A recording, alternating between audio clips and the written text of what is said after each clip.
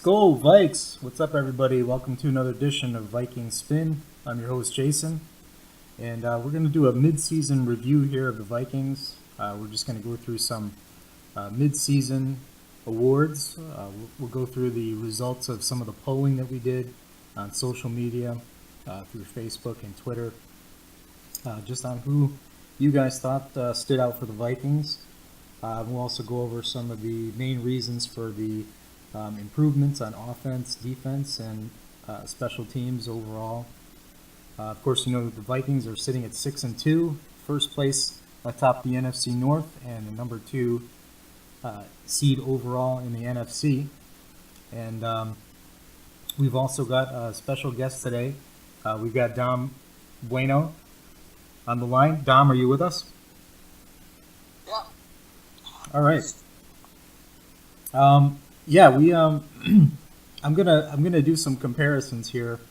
I looked on social media, and for the offensive rookie of the year so far, it looks like Elfline won the voting for Viking Spin Twitter. He was also my offensive rookie of the year. Probably it would have been Dalvin Cook, I think, if he had stayed healthy. But what do you think, Dom? Yeah, I think it's I was the guy. He's been lights out, I think. Yeah. All right. It's a lot. Yeah. Yeah, I think he's one of the main reasons for the improvement on the offensive line for sure. Um, Yeah. and then we went for defensive rookie of the year. They voted for Ben Gedeon, who was also my vote too. The other choice I had up there was Jaleel Johnson, but I think he's only been active for 1 or 2 games. Yeah. No chance with Gideon. Yep. So, The offensive player of the year looks like social media said Adam Thielen. I agreed with that assessment. What do you think, Dom? it's Adam Thielen, but I have to go. Yeah, Adam Thielen. Diggs been out for a couple games, but it's between him and Thielen. Thielen is good, so. Yeah, same here with me. I think Diggs, and that's really been the only knock on Diggs is he tends to get dinged up now and then, but he's he had 4 touchdowns and he hasn't even played all the games, so he's really explosive. Probably he probably would have challenged Thielen for that if he had been in every game, I think. But yeah, since Thielen has been in every game, he's got it. Defensive player of the year. This was a tough one. The voting was actually close on this one. Everson Griffin won on social media, and he got my vote too. But Harrison Smith, Xavier Rhodes, and Anthony Barr were not far behind. What do you think? Everson Griffin is just because he has a sack in every game. He just has really good in rushing, getting that quarterback when it's third down, and that's just who he is. He's hard in football, and I think yeah. Yeah, I got to agree. He's had some big plays in some really critical times. Like I'm thinking back to the Chicago game, and he caused that fumble in the first half, which led to a field goal, and we wound up winning the game by a field goal. So that proved to be a big play in the game. And you're right, on third downs, it seems like he's getting to the quarterback. He's either getting a sack or getting into the face of the quarterback, and that's a big reason why we're so good on third down. And I think, and I gotta say, just from like listening to interviews and stuff on Vikings.com, he seems to be the emotional leader of the defense and maybe even the entire team. Yeah. The special teams player, For mid-season, Kai Forbath won on social media. He got my vote as well. Does Forbath get your vote too, Dom? Yeah, Forbath gets my vote. Just because he's just been there and not missing too many field goals. And I think he only missed one field goal this whole month, in October. So Yeah, he's having a really yeah, good year. 21 of 22 on field goals. I think he had maybe missed a couple extra points, but not he's not really missing the field goals. And I looked at the one stat jumped out at me was at this point last year Walsh was 12 of 16, so he had 4 missed field goals, and Forbath is only has 1 missed field goal, and of course he had the last 2 weeks he's been 10 out of 10, which has been huge. yeah. And then the team MVP, it looks like social media was different than mine. Social media said Griffin for team MVP for mid-year. I went with Case Keenum for team MVP mid-year because, with Bradford going down and Bridgewater not available, I don't know what we would have done without Case Keenum. We would have had to go to Slaughter, and I don't know if that would have turned out so good. I don't know what do you think, Dom? My thoughts on I went with Griffin. Okay. Just because how Griffin is having just a great year and he's making the players up good and it's and you don't see a lot of defense MVPs in the league and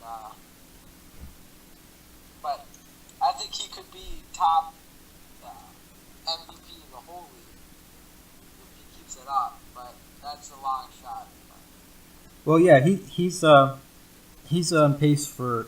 I mean, he's got 10 sacks so far. He could wind up with 20 sacks on the year, and if he gets a sack against Washington, he's going to break the record held by Jared Allen and Jim Marshall for consecutive games with a sack for Vikings. He'll be the all-time leader for the Vikings if he gets one against Washington. So, yeah, I mean, if we're just going by individual performance, yeah, Everson Griffin is playing better defensive end than Case Keenum is playing quarterback.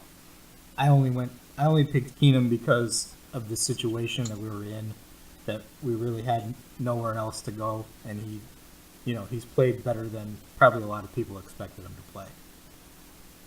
Yep. But yeah, some other things I was checking out, some of the reasons for offensive improvement. Don, talk about what your thoughts are and how this running game has gone from last in the league last year to number 13 overall so far.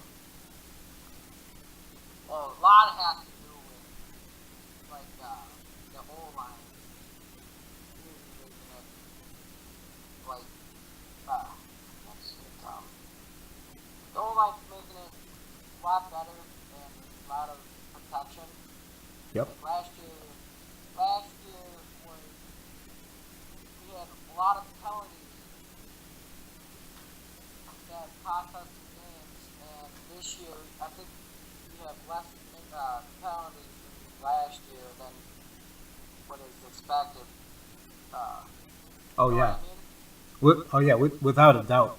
I've noticed that the penalties on the offensive line are so much fewer, and I know what you mean. Like it seems last year, at times, especially when we get down in the red zone, there'd be a false start or a holding penalty or something to mess it up, and we're not getting that this year.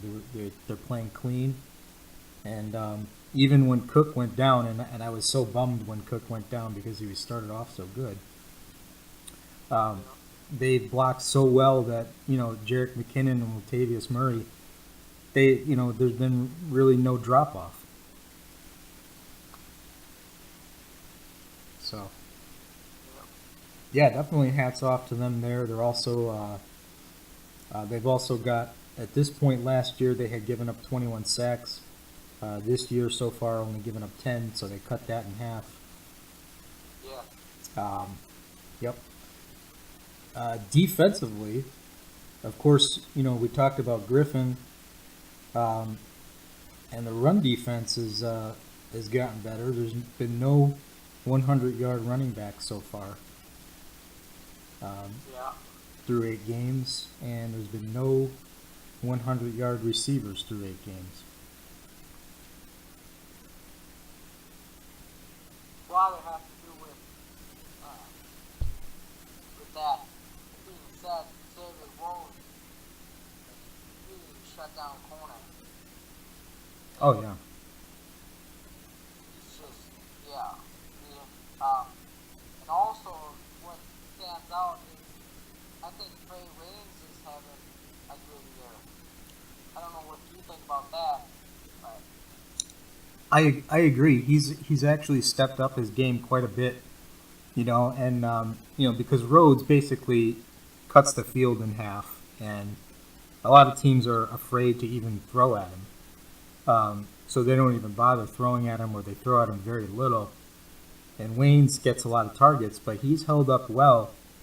Um, he's only given up 2 touchdowns on him through 8 games. That's pretty good for a number 2 corner. So, yeah, I know. I agree with you there. And Newman, God bless him, he's almost 40 years old and yeah, still handling the nickel spot pretty good. And and I think even though Hunter's not getting as many sacks as last year, he's playing the run really well, and I think he's drawing a lot of attention. And it's hard for an offense to pick a guy like if you have to face Everson Griffin and Daniil Hunter, and you got to make a choice. If you're going to double team one, then you're leaving someone else one-on-one. And that's proved to be too much to handle for the Vikings opponents so far. Um, Dom, what do you think of a couple of these other teams in the NFC, like the Saints and the Eagles and the Rams? right now it's gotta go with Eagles, but now Eagles is they, I'm worried about the Eagles. We have to face them in the NFC game. Mm-hmm. Or anyway, but I always like the Eagles, like not like a second team, but just like just a good franchise. Right. And because of goddamn cold pepper, so I really like the Eagles and stuff. So Yeah. The and the thing with the Eagles, now they've gotten off to a good start. They traded for Jay Ajayi, but they did. The one thing I want to see with them is they lost their left tackle Jason Peters, yeah, and I heard about yeah, and Wentz got sacked quite a bit against San Fran. Now San Fran, of course, is not a good football team. They weren't really able to take advantage of those sacks, but I am interested to see if maybe the Eagles get exposed a little bit, and maybe we're able to catch them for that number 1 seed because yeah, of them losing that left tackle. The Saints, luckily we beat them in week 1. So if it comes down to a tiebreaker, if we have the same record as them, we will get the seed ahead of them because we beat them in the first week. yeah, And I don't know. I'm not. A lot of people are talking about the Saints. I don't really believe in the Saints that much. Maybe because the way we handled them pretty well in week 1, but I don't know. I think they just faced weak competition. But that's just my opinion. Yeah. We'll get a look at the other team I mentioned, the Rams. We'll get a look at those guys in a couple weeks from now after the Redskins game. The Rams are coming to town to Minnesota. I'll be at the game. I'm pretty excited. And we'll see if this Jared Goff hype is for real or not. Yeah. Just if our defense plays as good as they've been playing, I think we can manage the Rams pretty good. I think so too. I think so too. And I guarantee the media will hype up the Rams that week too.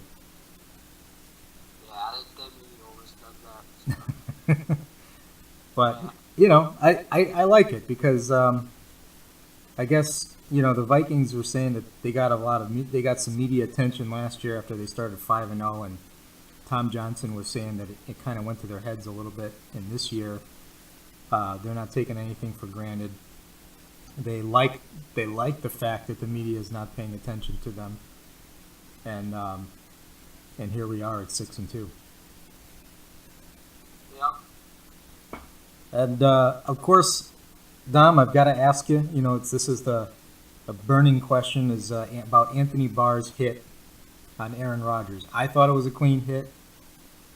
Mike McCarthy doesn't think it was a clean hit. Mike Zimmer thinks it was a clean hit. What does Don Bueno think? Well, it's a clean hit. It's pretty, when Aaron Rodgers shouldn't have what's that? I can't explain it. Wait, the thing is that when he's open like that, it's free game, so it's a clean hit, I think. Yeah, I agree. Like, there's a couple of things I saw with that. Was one, Aaron Rodgers was out of the pocket, so he's kind of like he's a runner at that point. And yeah, and another thing is, I noticed like when Rodgers was going down, he sort of put his arm to break his fall. He put his arm out, and sort of the momentum came down on that part.